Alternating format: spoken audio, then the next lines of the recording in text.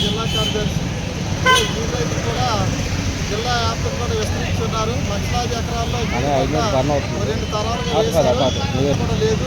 KG 200 రూపాయలు ఇవ్వాలని, అలాగే 80 కేజీలకు 16,000 రూపాయలు మద్దతు ధర ఇవ్వాలని, అలాగే జిల్లాలో జీడి సంక్షేమ బోర్డు ఏర్పాటు చేసి జీడి రైతులకి అన్ని విధాలుగా ప్రభుత్వం రాయితీలపైన ఎరువులు, పురుగు మందులు, క్రిమిసంహార మందులు, అలాగే అన్ని విధాల రాయితీలు ఇవ్వాలని చెప్పేసి, అలాగే జీడి రైతుకి ప్రధాన రక్షణ లేకుండా పోయింది.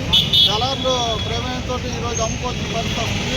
అందువల్ల ఐటీడీఏ ద్వారా కానీ రైతు కేంద్రాల ద్వారా కానీ ఈ జీడి పెద్దలు కొనుగోలు చేయాలని చెప్పేసి ప్రధాన డిమాండ్.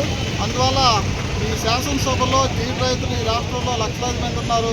ఈ జీడి రైతుల సమస్యలపైన అసెంబ్లీలో చర్చించాలని చెప్పేసి, అలాగే జీడి రైతులు ప్రధానంగా గిరిజనులు, దళితులు, ఇతర సమకాలీన రైతులు చేసి ఉపాధి పొందుతున్నారు.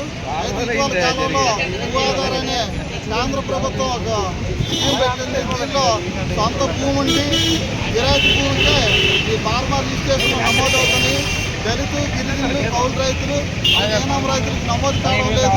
వాళ్ళకి ఎటువంటి రైతు పథకాలు రావు. ప్రధానమంత్రి కిసాన్ పథకం కానీ లేదా రాష్ట్ర ప్రభుత్వం ప్రవేశపెట్టిన పెట్టుబడి